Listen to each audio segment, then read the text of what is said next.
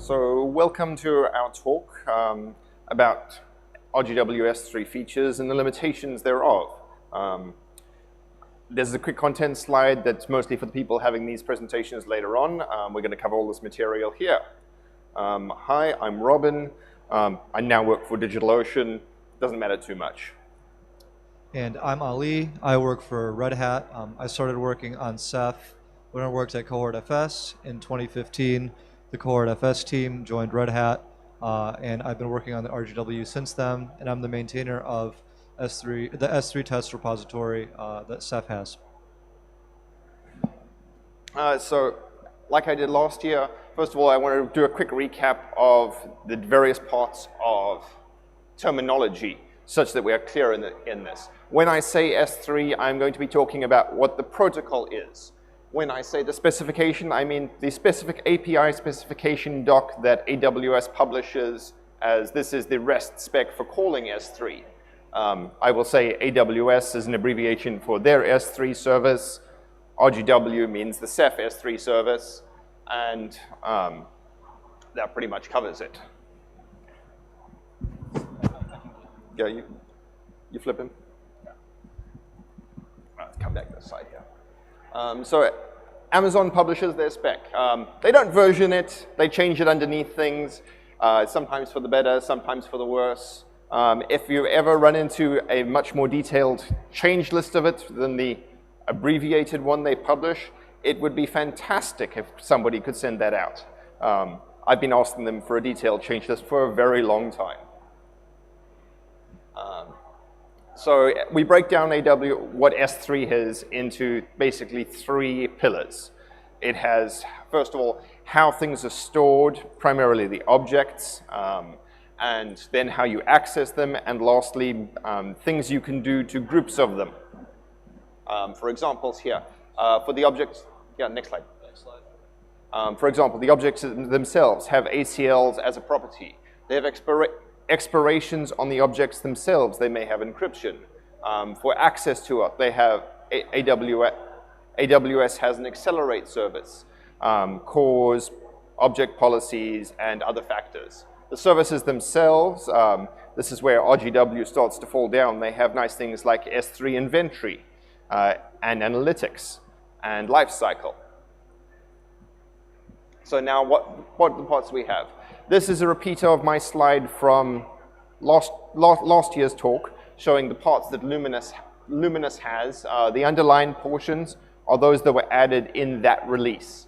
So, for example, here, object expiration and encryption were newly available in Luminous, as was the very first release of Lifecycle.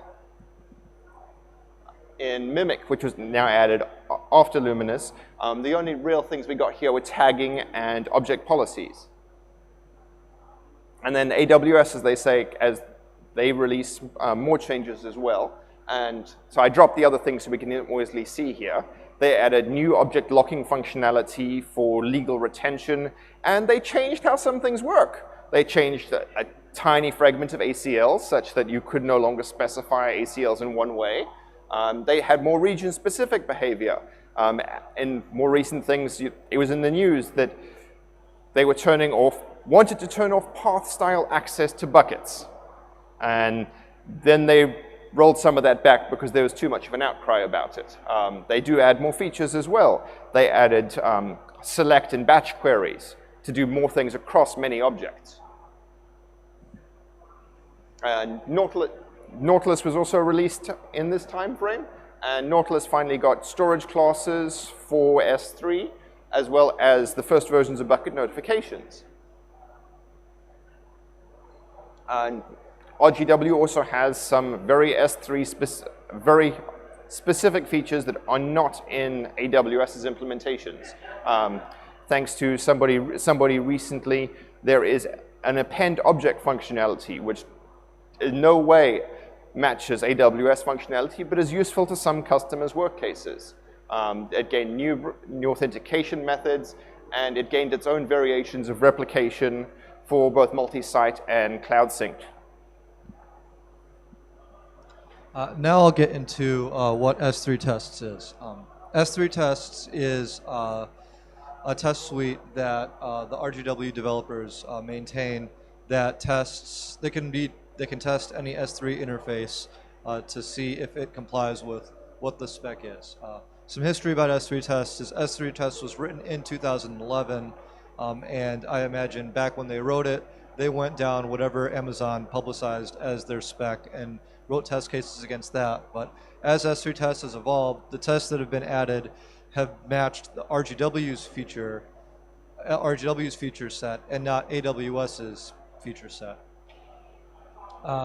AWS uses the Python Boto3 library, and S3 tests is run very regularly against pull requests for the Redis gateway and for release candidates.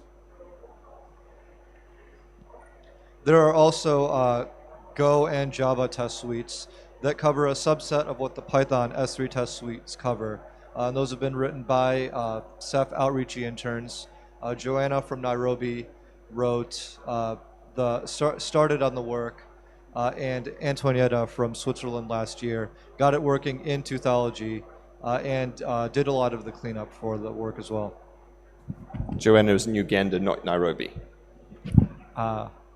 Yes, that's right. I can't remember if he was, yes. So S3 tests does not cover any of the RGW backend specifics like Rados class operations and admin and the Rados GW admin command, nor is it used for performance testing. It's purely unit tests, testing the S3 interface, and not for longer running garbage collection or lifecycle testing. S3 tests also does not cover RGW unique features with S3 functionality. So, for example, it doesn't cover bucket notifications, but RGW does have pub/sub. And other examples like this are Redis Gateway's metadata search, the fact that RGW can do append object and get object layout. The S3 tests also don't cover the gray areas in the S3 specification. In a few slides, Robert and I will get into some of these gray areas we've encountered over the years. S3 tests also is not run against AWS regularly. As I mentioned before, tests aren't written and then run on AWS first and the RGW second. They're written and they're run on the RGW first. They also return not implemented for tests that or for S3 operations that are not implemented on the Redis gateway at the time. So here's an example of something that S3 tests misses. If you look at these screenshots of the AWS spec over the last few years, or actually no, this is what it says today. If you go on the website, you'll see that the specification says the name of the source bucket should be separated by a slash. The example has a slash in the very beginning, and all that it says underneath that is that the string must be URL encoded, but it doesn't specify whether or not to use pat style or query style. And this makes a difference here because depending what part of URL encoding you're using, you should encode the slash as %2f. So should it be encoded or not? Their documentation is very unclear. This one is just as bad. Robin pulled up in 2013, the XML for the lifecycle configuration went rule and then prefix, and now it's rule filter prefix. And that's had some funny behaviors for older clients that are used to the old style on newer RGWs and what newer RGWs return. New RGW with old clients or old RGW with new clients, they can both end up breaking in creative ways when they don't agree on what the XML schema should look like. So there are some other more complex examples of misses that will end up biting people. Very recently, it turns out that if you run create bucket with a location constraint as the payload, the header for the signature is not always computed correctly. And then the RGW side says, nope, you've got your signature wrong, denied, and it's going to fail. Browser post. was originally intended as a way for the browsers to do a CGI forum-style post to upload an object. But they said, you need to be a way to control the policy so that the user doesn't try to upload a giant object. But there's a bug, and it doesn't validate the length quite the way that it should. And over the span of a couple of bytes, it will flip from supposed to be allowing you object to saying, no, it's too big, no, it's too small, because we just crossed over an integer boundary. So now, before we carry on to other parts of how RGW does some of the things and the problems with that, I want to briefly recap how RGW lays out objects into Rados objects. If the object is very small, it will simply have a single Rados object with the metadata attached to that. That object is called the head. If you did a classical large upload, that's definitely larger than 4 megs, you will have the head, and you will have simple striped parts thereafter, 1 or more. Lastly, if you do a multi-part upload, when you initiate the multi-part upload, it will create a Rados object for the manifest, that is the structure of it, and then each individual upload part will generate 1 or more Rados objects striping similar to the initial tails. So now what happens if you want to go and delete these various layouts? If most of it at the moment, unfortunately, is synchronous, the parts that matter to the speed of the customer. Deleting the head is entirely synchronous. That is not garbage collected in any way. The only part that gets garbage collected are the tails. So the deletion speed of your head matters. And it turns out that if your head is entirely empty, like this was originally a multi-part upload, it deletes much faster. So and customers end up complaining, so why is it faster to delete a large object than a small object? And I'm sorry, customers, that part really doesn't make sense and needs to be fixed. So how do we get this to go faster? I think ultimately all of the objects need to having the manifest layout, even if they are a small upload. And at the point that they are, the manifests can ultimately move to a faster pool. These will all be definitely small, and you can have them on a pool of SSDs while keeping your data still on the slow spinning Rust. There will be other advantages to doing this as well. Lifecycle operations that depend heavily on metadata will get much faster. CDN use cases that say, hey, has the object changed underneath me with a conditional get will also be fast. So what happens with garbage collection now? If some of the customer workloads end up deleting a large quantity of data. This is an example from one of our clusters. Every morning, customers upload lots of data, and then overnight, garbage collection comes along and says, oh, everything that you've now manually deleted or had a lifecycle policy that expired it, ends up deleting quite a bit of data every night. The net is that the size of the cluster is still growing, but there is a lot of turnover. So this is problematic with the design of garbage collection at the moment. Garbage collection runs 1 thread in each RGW daemon. You cannot have more than 1 thread.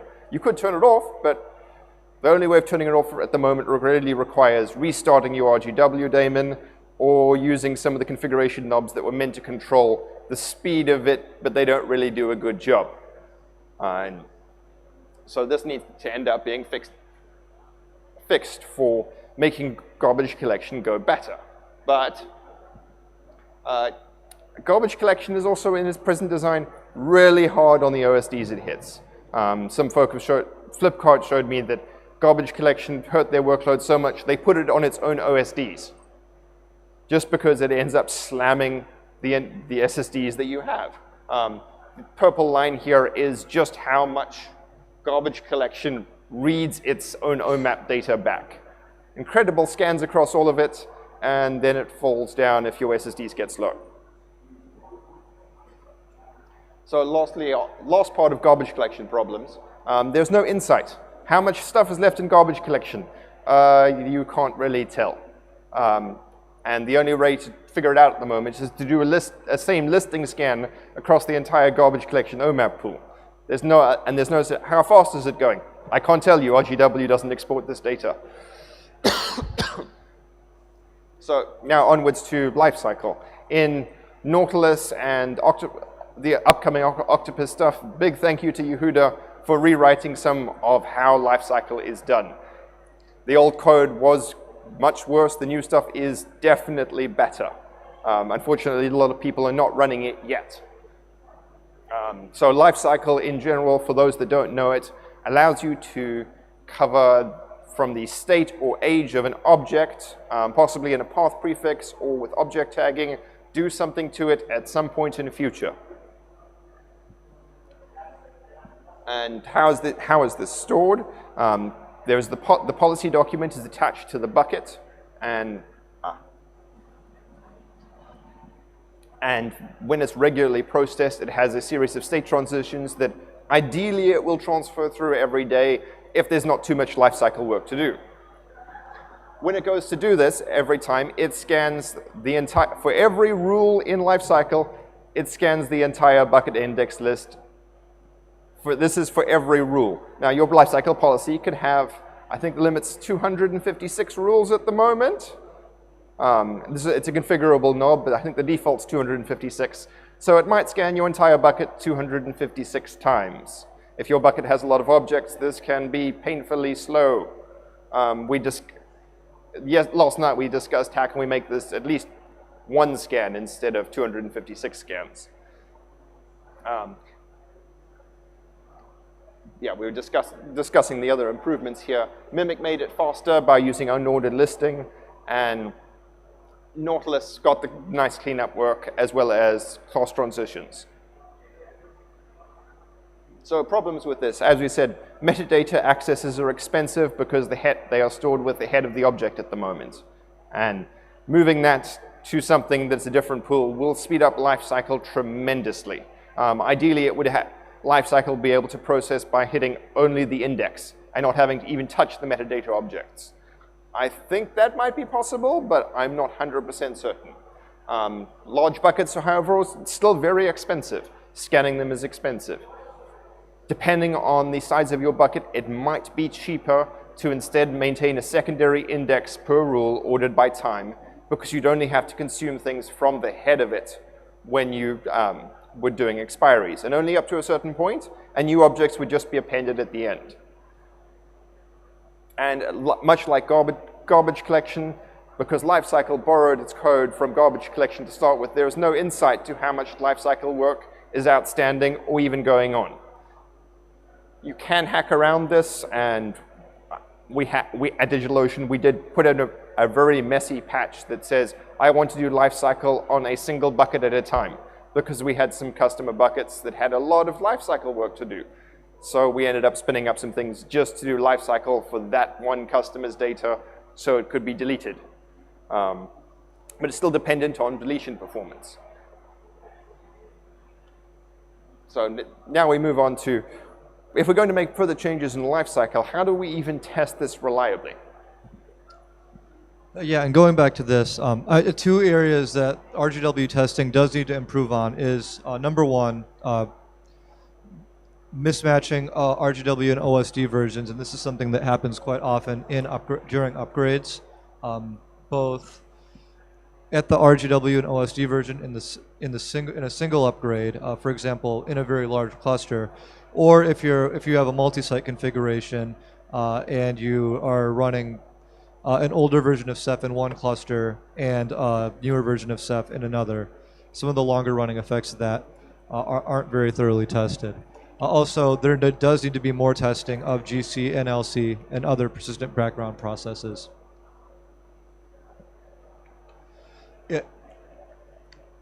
In terms of future testing for the S3, Amazon has quite a few SDKs, and we would like to make sure that they are all tested. Along with that, there's also community SDKs that are not officially Amazon supported that should also be tested. And there's also old versions of current SDKs that more people are using than the new versions at this moment that also need to be tested. Basically, this comes to a very large test matrix, but making sure that comprehensive testing is around this test matrix is important. And we'll specifically point out that while Amazon themselves publish, I think it's 13 plus SDKs that can all touch S3, they don't all function the same way. They have some unique bugs, for example. It turns out that for copy object, that specification failure was encoded into the Go client. The Go client doesn't encode the header itself. You have to pass an encoded header yourself. Boto does. Which one's right? Well, the specification is not clear. And in terms of future S3 testing, on the roadmap for the current repository is porting the tests over to Python 3, adding Java and Go, adding the Java and Go testing frameworks to be run a little more continuously, and also being able to toggle between V2 and V4 signatures. But for the next, for the fall, there's three main things we'd want to do. One of them is move the testing framework over to PyTest from nose test, since nose is not being maintained anymore, and PyTest is a more modern framework. In that process, I would like to go over the specification again and do much more consistent grouping of the tests and be able to have the attributes of the tests in such a way that they can be uniform, not just for the Python SDK, but for other SDKs. And then as well as run just a specific set, oh, I am busy making changes to lifecycle or to multi-deletion. Can I please run the multi-deletion tests across all of them? Yes. And then by the Octopus releases, we'd like to be able to support not just the Python SDKs, but other SDKs. And that's where we need a lot of community help, is because we can't write the same tests for every single SDK, and we don't know all the gotchas that all the SDKs have. So moving back to the futures of things here, there are many people that implement S3. There's a number of private clouds, all with their own implementations, Google's, Tencent's, Oracle's. Then there's all the open source implementations. Besides Ceph, we have MinIO, which I think Ali Cloud by Alibaba are using, as well as OpenIO that's in Scaleways deployments. And is there any consistent test framework across all of them? When somebody brings a client, is it going to always work? What happens when you start trying to copy objects between clusters? And so there's work for archive sync that supposedly we can tell RGW to, hey, please archive your objects to Amazon. Where is that going to break? Are there some specification gotchas to it? So ultimately, I don't think there's anybody from Google or Amazon in this room, unfortunately, but I was talking to somebody from Amazon recently. And the future of the S3 test side should hopefully allow it to be, can all the providers let themselves run it against their clouds and collaboratively improve this test suite? And if they know their own SDKs, Amazon perhaps can contribute more of those tests to say, hey, this works, and they could, if Amazon wants to tell me, hey, RGW is not responding to this one request correctly, can we make it better for everybody else with S3 clients? I'd probably be happy to fix that bug, because it means I don't have to worry about an end user saying, hey, my S3 client is doing something wrong. It works against Amazon, why doesn't it work against you? And if you do want to contribute back to the S3 tests, you can find it in the Ceph organization on GitHub under S3 tests. And there will probably be an additional future repo for more of the RGW specific side, which will probably move out of the S3 tests, particularly for more performance related tests in RGW. And thank you. I'm Robin, this is Ali. Happy to take questions.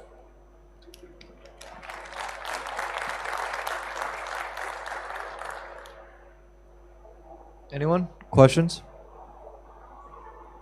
Yes, Dan in the back. Hold on. I'll give him my mic. I'll run it out there.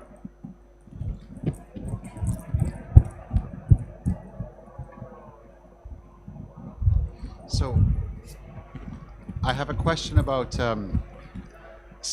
user stats, bucket stats, user quotas, because none of those things are exposed by the S3 API, as far as I know, which is probably intentional by Amazon, I guess. They don't want to make it easy for you to know how much you're using, I guess. I don't know, that's just speculation. Can you speak more to the microphone? You can't hear me? I can hear myself. Speak up. You should come on this side of the speakers.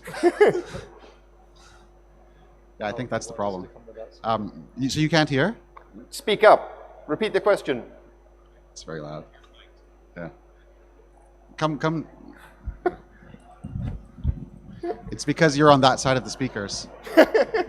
So the question is about like user stats, user quotas, bucket quotas. These things that we track internally in Rados Gateway, but are not exposed via the S3 API. So I want to know, like, what is the best way? Like, how are people actually, like, for users to find out their usage right now? Like, what's the best way, I guess, to use a different API? And I assume that companies and stuff have made dashboards for this, but for just S3 users, what we do is we enable the switch. We create a Swift user for them because Swift API supports these stats, but S3 doesn't. So I want to know. So the question is like, what's the most convenient way for end users to get this information? And the second question is, would you guys ever consider making like ceph-specific extensions to the S3 API to quickly get this information? I'd be happy to add something. I'm not certain it belongs inside the S3 part itself, but there should be some reliable way for the users to get it out. I think most of the commercial deployments would want to export that stat and expose it to the customer through their own mechanisms. That's why I don't think it belongs in the S3 side itself. API, yes. S3 API, I'm not sure. It's just that our users have one credential, right? They have the access key and secret, and we want to have a way that an API they can authenticate with that credential to get these stats. Different views there. We can certainly add new APIs that you could use through the we could certainly add new APIs. That's not a big issue. We have a lot of private RGW specific APIs, maybe not very well documented. Not sure about this one because actually I don't remember anyone asking for it for the S3 API. Maybe because of people didn't know the option even existed. Yeah, I would support elaborating S3 APIs that are about, or at least APIs that can be accessed with S3 clients with a uniform set of credentials for anything that's really useful. The closest part of it's something that exists already, if your user has some of the system caps and you do the head of a bucket, there's a header return that says the size of the bucket without having to compute it yourself. So there are leaks already for it. It leaks badly, but you have to have system caps. You shouldn't have system caps. We just patched it to not require system caps and tell you the size of your bucket and the header. That would probably be 10 lines of code and you'd get it already. Our workaround for the users that need this right now is that we dump the JSON stats for them for their like special buckets, and we write it into the root of their bucket for them, like with the cron job. That's how lame it is right now. But yeah. Sounds like something Amazon would do. Yeah. Other questions? So on your last slide, you showed like all the industries, all the companies who use or provide an S3 object storage. Are you aware of any formal body that tries to standardize the S3 protocol in terms of like an IETF, RFC or something? It has been raised that I should start writing something and submit it to the IETF. I was trying to get buy-in from somebody at Amazon before, actually in fact last year at Cephalacon, and I didn't so much as get the time of day. I now have a better contact at Amazon that hopefully this can be done. That said, I'm not certain a formal specification in the long sense is going to be helpful. IMAP within the IETF specifications has a much more flexible process they call IMAP keyword registry, where they've broken down each of the IMAP keywords into its own much smaller specification, which is a much better way of tackling the problem. Next question.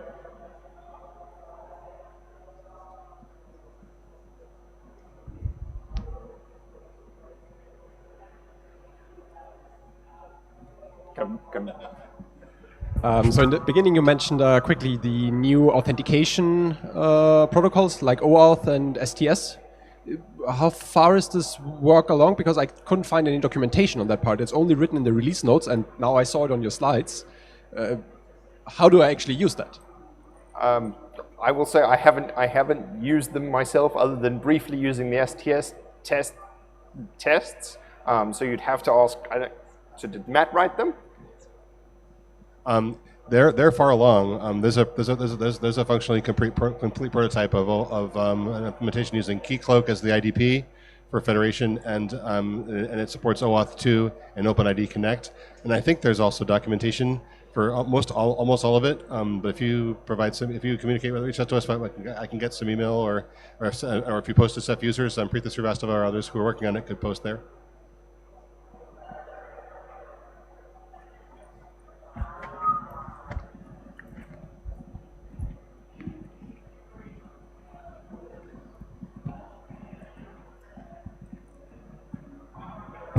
Thanks. You said quite explicitly that the S3 test is not about the internal operation of the RGW. Are you planning on doing some more testing for the internal operations on things like orphans and that sort of thing? Because we had all sorts of problems with orphans in the past. I was, wondering if there was any testing in that. Yes. So I think there needs to be two separate test suites. The S3 side is about S3 compatibility, and then the separate RGW tests are more around the internal side of it. Lifecycle and garbage collection, they briefly touch S3 that you might set the S3 lifecycle policy, but everything past that is some internal RGW behavior that needs a test suite of its own. That's ultimately, I think there needs to be two separate test realms. And if you have more questions about that second test realm, I think reaching out to the tech lead for the RGW and the RGW team is the best way to get a dialogue started. And I agree, there have definitely been signature and authentication bugs.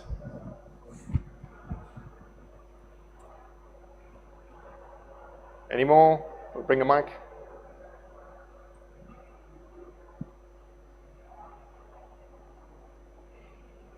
Going once, twice. 3 times. Thank you. Thank you all for coming.